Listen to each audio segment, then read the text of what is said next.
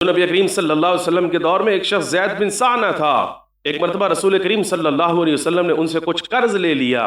اور وقت مقررہ سے پہلے یہ آقا کریم صلی اللہ علیہ وسلم کی خدمت میں حاضر ہو کر آپ کی چادر مبارک کو، آپ کی کملی مبارک کو، آپ کی قمیص مبارک کو پکڑ کر کہتا ہے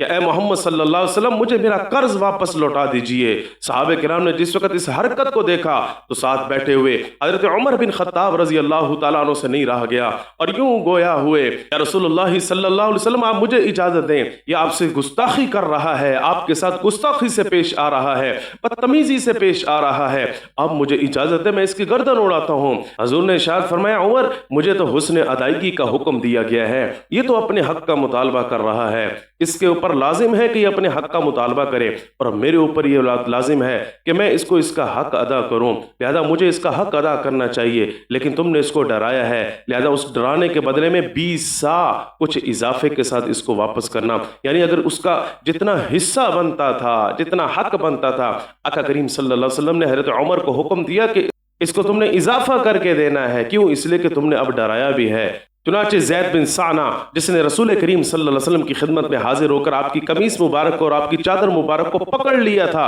کہ مجھے میرا قرض دیں، اسے حضرت عمر بن خطاب رضی اللہ تعالیٰ عنہ کے ساتھ بھیجا اور راستے میں اب یہ باتیں ہو رہی ہیں۔ زید بن ثعلبہ فاروق اعظم رضی اللہ تعالیٰ عنہ کو کہتے ہیں میں نے کچھ علامات دیکھی تھیں رسول کریم صلی اللہ علیہ وسلم کی تورات و زبور اور انجیل کے اندر، میں نے وہ ساری علامات پالیں، لیکن ایک علامت میں دیکھنا چاہتا تھا، میں نے پڑھا تھا کہ آخر الزمان پیغمبر جناب محمد رسول اللہ صلی اللہ علیہ وسلم جب تشریف لائیں گے تو ان کی بردباری، ان کا حلم ان کے غصے کے اوپر غالب ہوگا، یعنی غصہ پیچھے رہ جائے گا اور ان کی صفت برداشت آگے چلی جائے گی، اور جب بھی کوئی شخص ان کے ساتھ جاہلانہ رویے سے پیش آئے گا ان کی بردباری میں مزید اضافہ ہو جائے گا، ان کے حلم میں مزید اضافہ ہو جائے گا، ان کی صفت برداشت میں مزید اضافہ ہو جائے گا۔ میں نے ساری علامات پہچان لی تھی لیکن اس علامت کو پہچاننا باقی تھا، چنانچہ اس علامت کو پہچاننے کے لیے آج میں نے یہ سارا کام کیا ہے اور میں پہچان گیا ہوں کہ یہی آخر الزمان پیغمبر جناب محمد رسول اللہ صلی اللہ علیہ وسلم ہے۔